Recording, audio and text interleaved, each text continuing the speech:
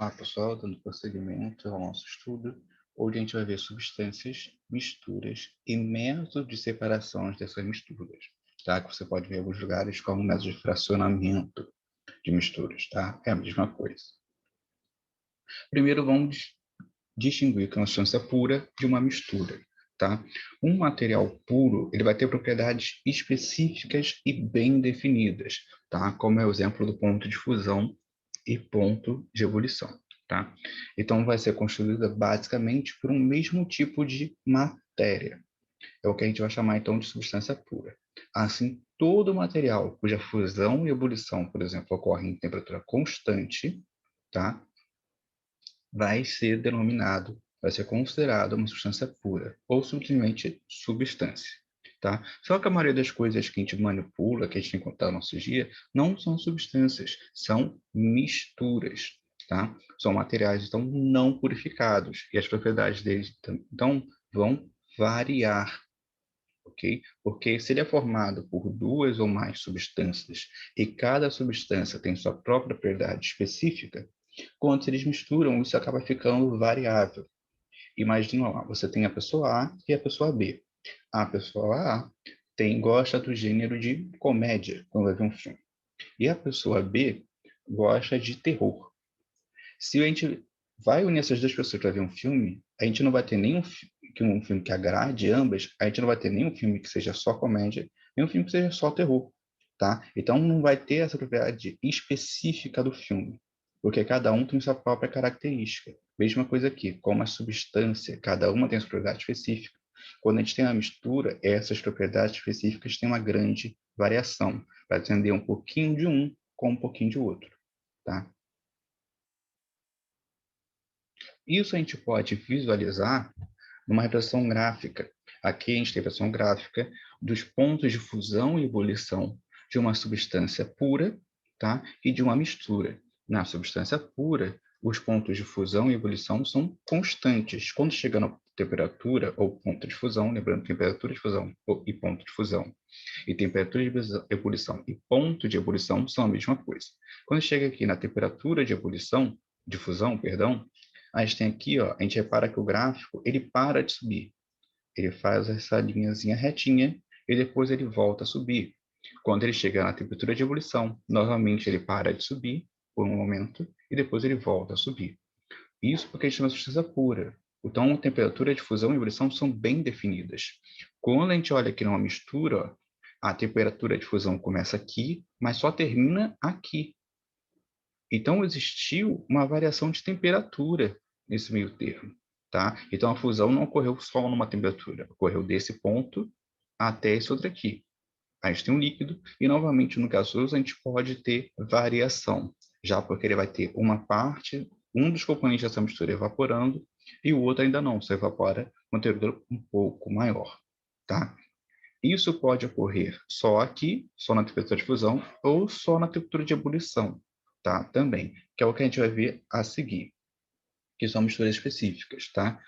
Quando a gente tem que apresentam temperatura de fusão constante, ou seja, elas se fundem à mesma temperatura, mas o ponto de ebulição é diferente, as chamamos de misturas eutéticas. Já algumas misturas de líquidos que vão apresentar temperatura de ebulição constante, mas a difusão são diferentes, a gente vai chamar de azeotrópicas, ok? Então eu posso ter essas duas variações ou posso ter só uma delas. E aí a gente vai chamar de eutética ou azeotrópica. Ok. Só que quando a gente fala de misturas, também a gente tem que classificá-las, tá? Uma mistura pode ser homogênea ou heterogênea, tá?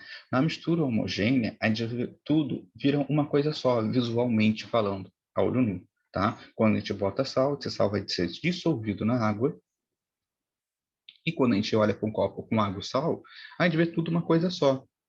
A gente vê o que a gente vai chamar apenas de uma fase. A quantidade de coisas que a gente vê, a gente vai denominar de fase. Então, misturas homogêneas são sempre monofásicas, tem apenas uma fase. Já as misturas heterogêneas, que são aquelas que a gente consegue ver fases diferentes, coisas diferentes, podem ser bifásicas, trifásicas ou polifásicas.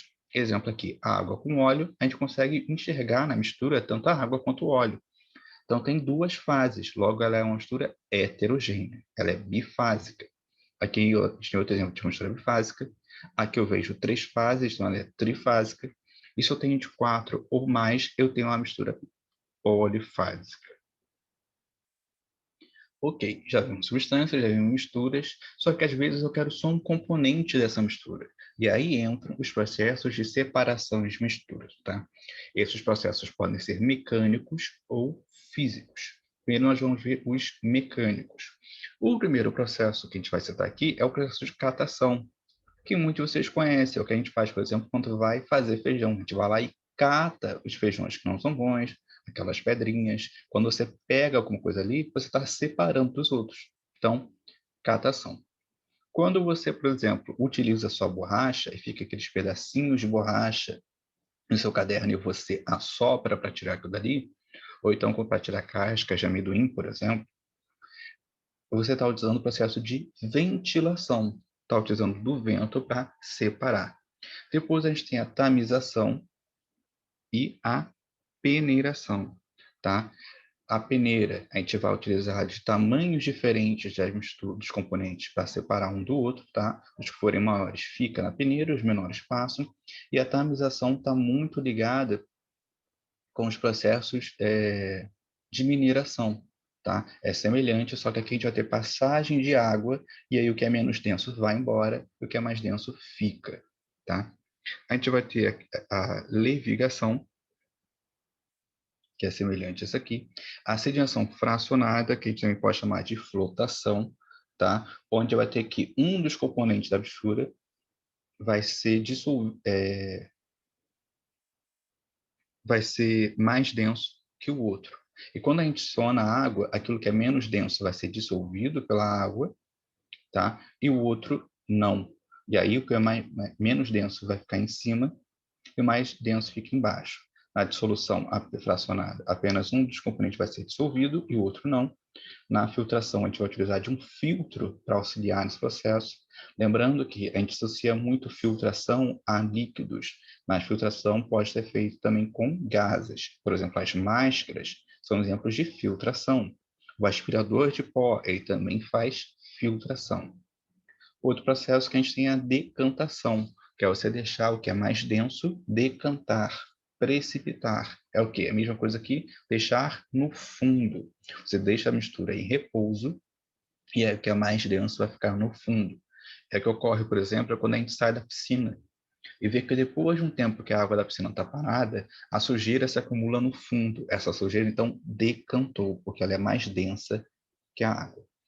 E por último, aqui dos processos mecânicos que a gente vai ver, a separação magnética ou imantação, ou ainda magnetização. Onde é usar, por exemplo, de um ímã para atrair uma substância metálica para separá-la de uma não metálica, ou dois metais, sendo que um vai ser muito mais atraído do que o outro. Tá? Outro processo que a gente poderia citar aqui também é a centrifugação, onde a gente vai usar a gravidade para separar essas substâncias, tá? É o que a gente utiliza, por exemplo, na máquina de lavar. Quando a máquina vai centrifugar, ela já está separando parte da mistura que é sólida da que é líquida, ou seja, tentando tirar a água da nossa roupa, tá? Nos processos físicos, a gente vai ter a destilação simples ou fracionada. A destilação, tá? A gente vai aquecer para alcançar o ponto de ebulição daquela substância até que ela saia dali e se separe. Se isso é feito em várias etapas, em cada temperatura vai sair uma parte daquele cara, isso é uma destilação fracionada. É o que acontece, por exemplo, com o petróleo, onde em cada temperatura a gente vai ter um derivado diferente. A gente vai ter gás natural, a gente vai ter diesel, a gente vai ter piche, dependendo da temperatura. E aqui a gente encerra esse conteúdo.